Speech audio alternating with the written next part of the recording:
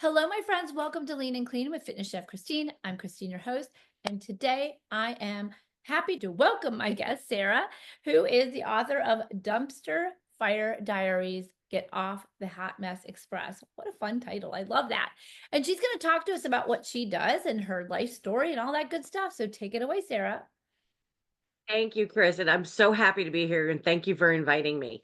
Understanding weight loss and fitness and all of that, we go through so many different transitions as a woman in Yes. and of itself. And none of them are really truly understood. I'm 51. So I am in the throes of all the goodness that the Are you in world. perimenopause? Would you say, or more menopause? I'm menopause now. Okay. And I did perimenopause for about 10 years. It's a Fun good times, one. right? I know. They're like, this will last for 10 years. And then the real one will show up. And I was like, all right, I really want to get my hands on who wrote this book because I'm not a fan of it. I am So, postmenopausal, and I can say the fun continues. Yay. absolutely, absolutely. And it rolls into how I exist is you got to just roll with the punches That's right. because around every single corner, there is something else. So a little bit of background of me, I describe myself as I'm a social worker with 25 years of experience in the acute care hospital and a lifetime that looks 11 shades of Meredith Grey. It's been from the down and dirty of childhood abuse to and all the gloriousness and body image and things that go right along with that to surviving 9/11. My youngest child was diagnosed with a rare disease. He had a stem cell transplant with donated umbilical cord stem cells at 7 months old, is completely blind in his left eye, partially blind in his right, missing 14 teeth, and just this August was diagnosed with type 1 diabetes 15 years to the week from his diagnosis of his rare disease. So, Whoa, girl, that that's a being lot. said, is that tuck and roll mentality is just so vital. But I didn't know that. I didn't know that until 48. I was living this Gen X role. I am a bulldog. Watch out. I'm coming. I will take anything and everything on. I'm a social worker. I now have all of this stuff. And we lose ourselves naturally and understandably. But there comes a point where we step back and we look and we're like, ah, I'm really not digging this person looking back at me. I'm not feeling true. I'm not feeling authentic. And when I tell you that I was a raging alcoholic, raging, and I some mean, may justify that I was justified in said, but okay, those are my traumas, those are my things. I've got two children. So right, not only do I have Love Bug that is a walking miracle, and I have this amazing older child as well. right. And working full time. And within Mason's disease, developed a foundation, the cord blood program. But That's what you're what we telling me is do. there are Warrior. But I'm also going to tell you that I'm not unique. no, there's I'm not no, special. I'm not special. but you are. There are, but what I think my point is there's so many of us. Oh, yes, there's And lots of mine, warriors, but yeah, mine happened to be grandiose because that's just how I roll. I always But laugh because I say, everybody's got this life. Everybody's got that childhood. And I don't need a doctor or a scientist to tell me that we're all products of our upbringing. Come on. right? And so, and what we did as women was we stuffed it all in, just like in the Spanx, Yeah. and we expected it to all just disappear. And now we're at this point, we're in the hormonal throes of menopause, where things are coming up that we suppressed for so long because now maybe life has gotten a little less busy. Yeah, those traumas Oh, always end up coming back to us. that's the whole thing about Spanx. You stuff it in thinking it's going to disappear, and Go it's somewhere just else. bubbling out everywhere. And she is not, she's unsightly. Right. It's unsightly, and not from just an aesthetic thing. You're uncomfortable. You can't breathe. You can't, all of that. And I believe, I hope that women our age, our Gen X women, 40s, 50s, 60s, are getting to that point where we said, one, Holy Mary, how did we get here? What the heck happened? And what do we do now? And that can be with our physical health, our emotional well-being, our financial, whatever it is. We're sitting here and we're like, it's not what I signed up for. I know I was bamboozled into this whole thing and drilled to believe it all and drilled to believe it all. And now finally our eyes are opening and we can't unsee what we now know, and we shouldn't. Now we take that and we use that as empowerment. Now we're knowledgeable. Now our eyes are open and we can make these choices to make a change in our own lives. Because we all know we can't control squadoosh out there. Nothing. Right. So tell me, how did you go from a raging alcoholic to sober? Well, quite a few debacles. Ugly, dark, twisty, spooky, Meredith Grey looking life. And it was the point that I handed my then 13-year-old son what I thought was a bottle of water. He had just swam the mile, and it was straight vodka. Oops. Yeah. And he looked at me and said, "It's bleep vodka, you bleeping drunk." And you don't get much lower as a mom. You just don't. Tough one. And at this point, I was 226 pounds. And I got my butt on a plane out to Betty Ford and took off my Spanx and let it all hang out. And that was when I could breathe for the first time in my life. I bet that was really healing and hard. It's scary as all get up. Wants to look at that person and be like, yeah, I don't like you. I don't like you. And how did I And get here? and how did I get here? Yeah.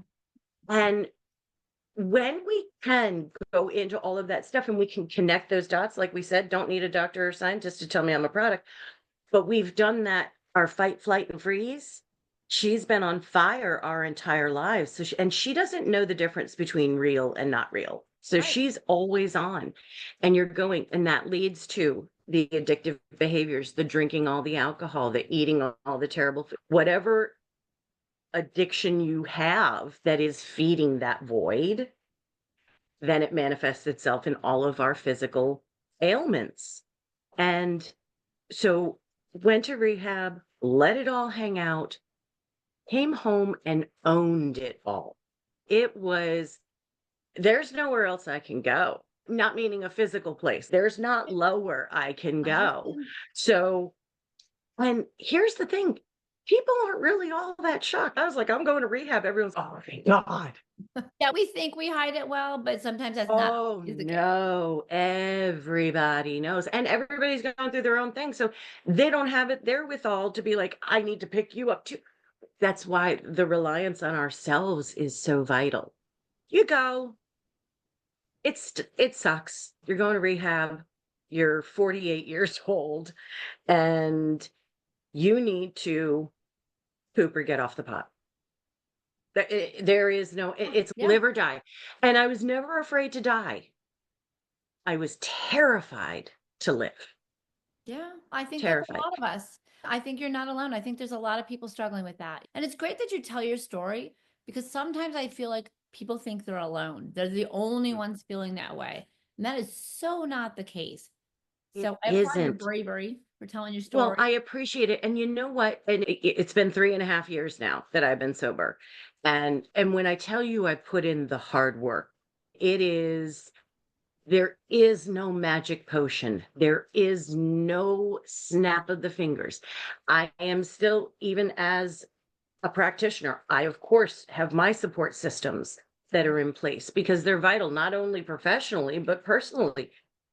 And as I started to see the improvements in my ability to breathe, sleep, because I wasn't ruminating over who's going to find out what, when's that next shoe going to drop? When am I going to get fired again? When am I going to do like Right. all of this How stuff? am I going to function?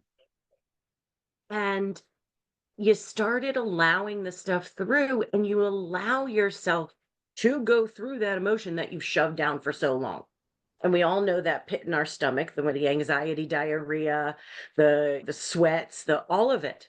And then you throw menopause on top of it, and now we can't even tell what's what. Now you're just a smoking mess. Now you're dumpster fire. She's rolling. She's going right down.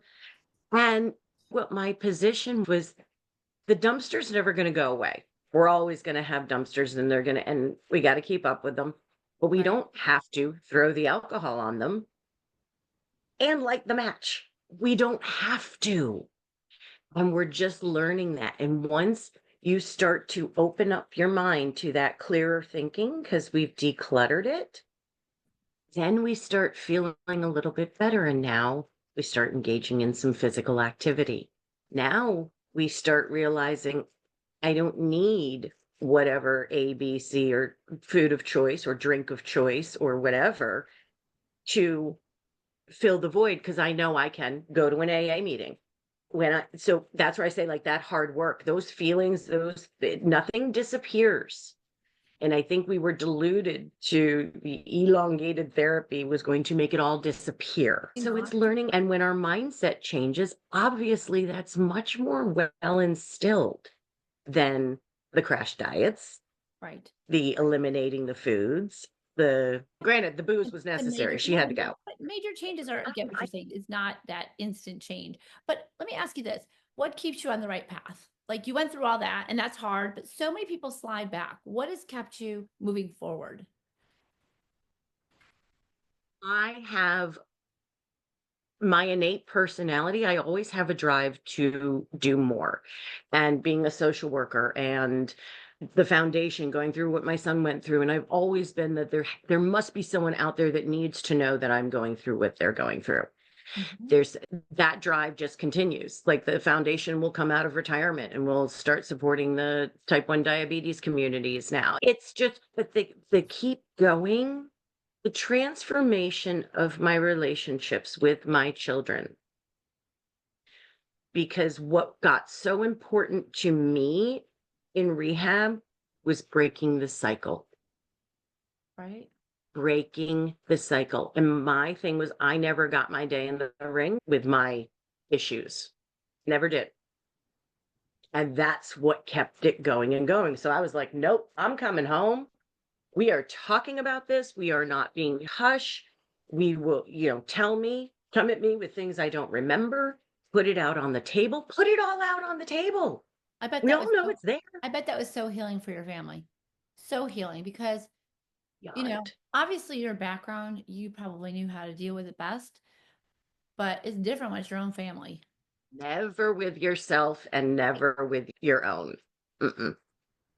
That's the hardest thing, because you're sitting there and you're kicking yourself in the patookus because I know better. I know how to do it. Just, uh-uh. And then you throw Gen X on it, which is, I'm fine. I'm good. I got it. You know what? Why I'm laughing because so many of the ladies I work with are like, I know what to do nutritionally. I just don't do it. I know I need to exercise. I just don't do it. And it's okay to say, even professionals need help. Like, it's okay to say, hey, I need an accountability buddy. Hey, I need a group of people to keep me in check. You just hit the nail on the head. And that is that accountability. And for me, in the very beginning, that was AA. And you need that, which is why programs like yours, other coaching programs, are so vital, because we need to wait until the dumpster fire explodes. We actually can do things about it preemptively. Shocking. No, right? It took me, oh my gosh, 40 years of up, down dieting, dieting by myself, thinking I could fix it. Yeah. And it wasn't lack of information. It was like I just kept trying everything until I could figure out what was going on. And finally, I'm like, hey, dummy, why don't you just study it and figure it out? But hire a coach and figure it out for real. And it's amazing even with my medical background, the things that I learned and knew through transplant, and then now with diabetes, and physically watching what the food does on the Dexcom, and Uh, it's uh, uh. fascinating. And I've always gone with, and especially after Mason's transplant, human beings, we are created with two cells, two cells. That's it. Mhm. And to think that we understand how it functions definitively, to think that we're going to go to physician after physician who claims to know all Right. and be able to fix all. And it's really not in their hands. Right. They're at the Well, end, they're at the tail end. you and I talked about this a little before we started. It's just we live in a culture where we're prescription happy culture. Everybody just you go to the doctor, what's your problem? Here's a prescription, try this. And I cringe every time I see a commercial for a prescription. Ask your doctor if this is right for you. Wait a minute, is that backwards? Like I'm Absolutely. like, If you may have disease, Bob, that no one's ever heard of, but get right to your doctor. And believe me, my son's a 1 in 500,000 recessive genetic disease. Rare. The fact that we stumbled upon it and figured it out is a blessing at Nemours Children's Hospital. it's a And miracle. That's really, I it mean, absolutely is. But I will tell you, and it was experimental at the time. Stem cell transplant 15 years ago was not the go-to. And I trusted science, and I watched them put 10 days of chemo into my yeah, baby and wipe them down to nothing and put these new cells in and hope that they work. But every single choice I made, I absolutely took a step back and paused to see who I was making the choice for. right. What an awesome. That's a And that's where we, as a community, we don't, it's just immediate go. And no, we don't know. And we could have done all that and it could have turned out a very different way. I don't know. and this is it. And the We really don't know. physicians don't know. And at some point you have to go with your gut instinct and just leave the rest up to God, at least in my opinion. My mom had ALS and she was misdiagnosed over and over until the point they said, well, you're probably going to die within 2 years. And then it just went downhill and it was awful. Right. But Right. you have the doctors that are like, let's put a feeding tube in today. And she's like, well, why? I can still eat. You have to be your own best advocate and trust your gut. And Absolutely. but that doesn't mean you're not being open to what's out there. That just making an informed decision. Don't be bullied. Don't Oh, be bullied. And please. that's for yourself, for your child, for your parent. Meaning there's common sense in these decisions. Right. Right. And as Gen X women, we are the ones who are stuck in between our families that need us and an aging generation that many are, and I'm sorry to say, you want to past an expiration date. It's nature. And Yeah. we've stopped nature. We've stopped it. There's Hmm. nobody that can tell me. And I'll talk to the residents in the hospital and I'll look at them and I will say, you guys are so afraid of the word death, so afraid. And I will point to a patient that is covered in tubes and everything going on in the world. I said, that's what you should be terrified of. For That's what you sure. should be afraid of. Well, A and patient dying is not your failure. There's a very big difference between negligence right. and no, we just can't fix Right. this. Like this It's is okay. It's okay to let go. When it's your time, it's your time. Mhm. And I jokingly tell my husband, we live on a farm. We have a big old burn barrel out there. I'm like, listen, if it gets real bad, just stuff me in. And he's like, Chris, I'm right there with you. And it's a very different perspective that we have in our generation because I look at my kids, I'm like, there's not a dime that's going to be spent on me. right. Don't you worry your pretty little heads off. Uh-uh. Yeah. And none of you will be wiping my behind. When that is done, it's done. What? You don't want the payback? No, I'm kidding. I would not like you. And it wouldn't be the boys. It would be their wife. You know what I Right? mean? Yes. And so the assumption when things are happening in the hospital and these physicians come in and the pressure that the families feel because, oh, you're not going to pursue that.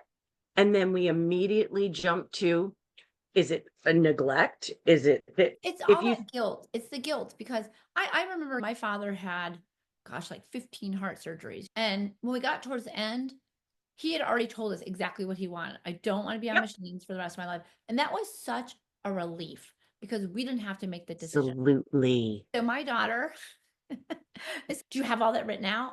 I'm like, Yep. listen to me, pull the plug. the plug. Don't leave me hooked up to some crazy machines. And don't Don't stop your use life. Do not stop your right. life or take from your children to give to me. Very blessedly. I did not have children who take care of me. That was not my goal or my purpose. Right. And the thing I tell the ladies listening, and for anybody who's listening, really, our goal is to live our best life for as long Right. as we possibly can, so that we Yes. can get out of chairs, so that we can keep moving, so that we can keep active with our grandkids. But it's not forever. It's to be mobile and healthy as long as we can. When that As time long comes, as we God can. calls me home. Do not prolong that. Do not hook me up to Right. some wall. I do find it humorous when everyone's it's in God's hands. I'm like, you took it out the second you Well, started putting your groupies in there. it's in God's hands until the medical community says, "Oh no, they can live a long time hooked up to this machine." No thanks. With that. Right. Oh, it's these conversations that make people uncomfortable that are the most necessary. Just like the Spanx and shoving our emotions down. If you don't talk about it, doesn't make it not happen. Can I just say something about Spanx? I tried them on one time. Never again. I went in the back. I was at a wedding, and I'm going to tell everybody this story because it's freaking funny. I was at a wedding and I had them on, and about 2 hours into the reception, my gosh, I can't even breathe. I went in the bathroom, I took them off. So then I went commando the rest of the time. I went out to the car, which my husband had locked, and I shoved them in the door handle. I went Oh back into yeah. the wedding, had a great time the rest of the time. I said to myself, I am never ever wearing them again. I don't care if my fat roll show. I don't care if stuff is jiggling. Never. And it is ridiculous. And it speaks to what women have been Conditioned. driven to Yes. do, Yes. not again, not to impress other women. And And women can be really harsh on each other. You sit back and you listen to conversations and they're like, "Oh, look at her outfit, look at that." And that's just mean. it is absolutely, but it's a mentality that's been ingrained in us. Mhm.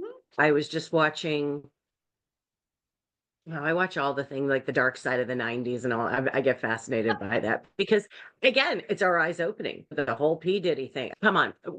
Holy Nobody American can Dream. be shocked, but nobody can really. No, but It why? surprises me that people are shocked. What surprises me is that it went on for so long and then nobody did squat and everybody knew it. That doesn't surprise me at all. Right. I guess it's just a whole money and power thing, but it's disgusting. It is, and it goes to the whole that little song about Victoria's Secret was made up by a guy on a lawn chair, probably picking his nose, Right. doing whatever. And we as women have to realize that this is where this all came from. Right. It's It not real. wasn't from us. Right. We did not start. For us, we're like, oh, my boob's down to my knees. Could you throw it over for me?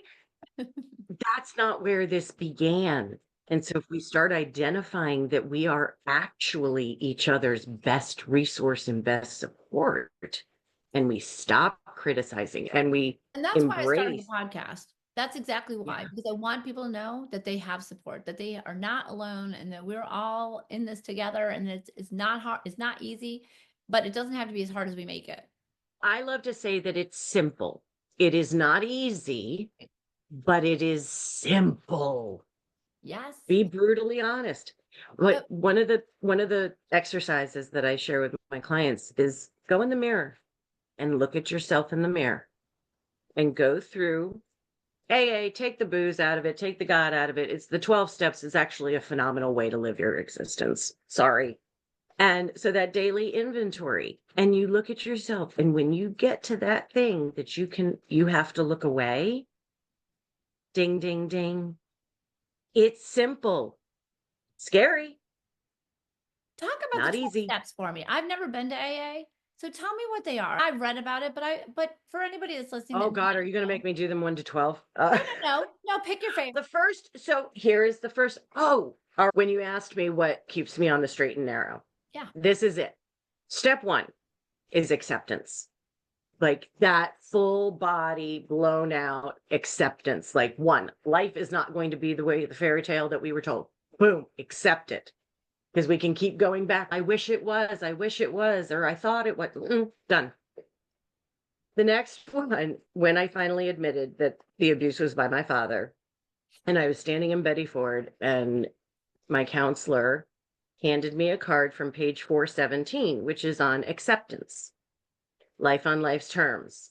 If there's something that you do not like, something that's bothering you, you need to turn around and look at yourself in that scenario. And what can you change? He gave me this card. And every time I would go in there, because of course I'm processing, oh my God, and this happened to me, and this happened, blah, blah. He would smack that card down in front of me. Acceptance. He said, what do you want to do? What are you going to do? You've spent 48 years stewing in this filth. What do you want? Well, I don't want to think about it anymore. Then put it there. You cannot change it. Right. Everybody goes through their own trauma process, whether you forgive, whether you do, whatever you need to do, but accept it. I love that. And my favorite quote in the world is F. Scott Fitzgerald. If you're not living a life that you're proud of, I hope you have the courage to start all over. Isn't that amazing? That is a good one for sure. And the big thing is that it's to tell our wonderful, amazingly strong women, it's never too late. It is a poop or get off the pot moment. Like you've stewed around it long enough. Either you're ready or you're not. So tell me about the women that you help. How can somebody become a client and what do you do with them? What kind of issues do we deal with? So I'm an equal opportunity servicer because I have spanned so much. Right? If it's a woman that's coming with survivor's guilt and trauma from 9/11, then that's the specific. But what it really boils down to is that we are all a product of our life from 0 to 21-ish, developing these formative coping skills. And now you're at a point, whatever that 20 years was, coping skills are not meeting your needs anymore. They're not serving you. Right. And they're actually damaging you. So the women that I help are the ones that are like, yes, I'm done, but I don't know which way to turn. And I offer concierge intensive one-on-ones.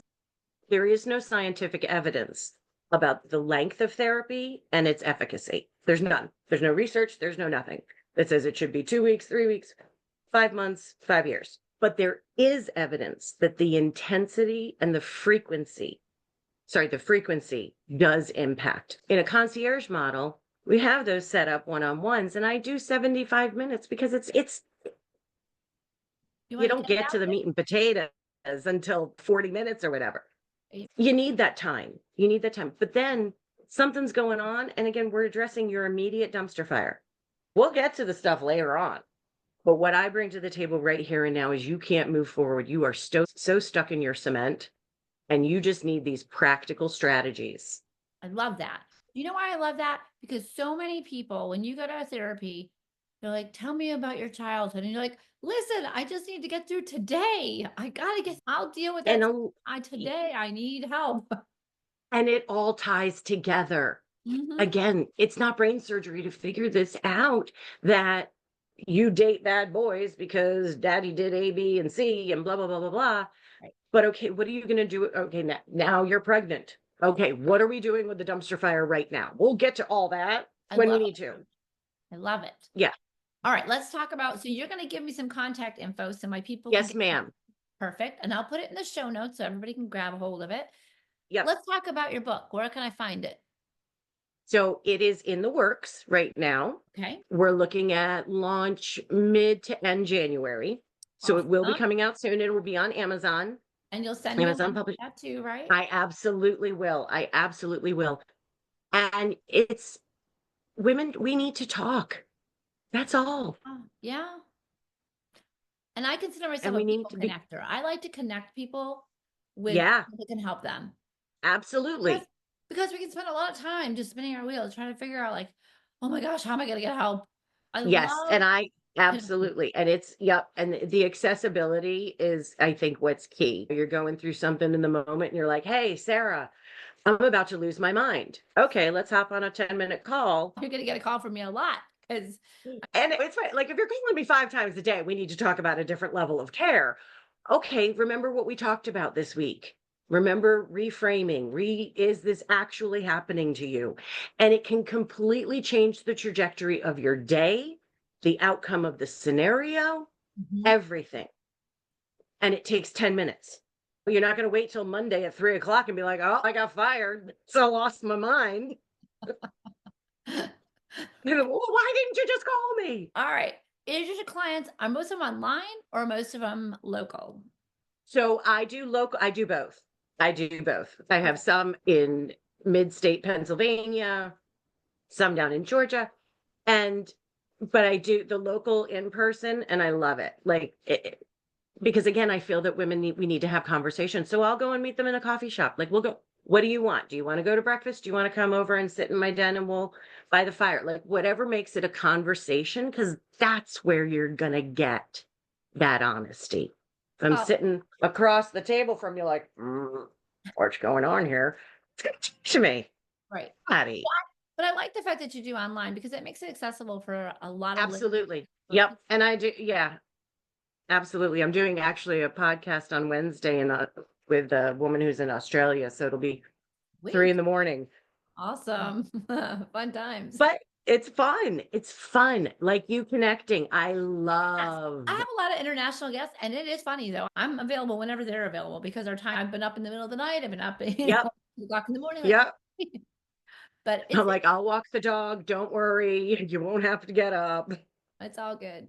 But I really appreciate you taking the time to be with me today and just to tell me your This is amazing. story because I love hearing people's stories and where they get their passion from because it just it proves to me how good you are to your clients because you really understand what it's like to be in the dumpster fire. And that's where some of us are.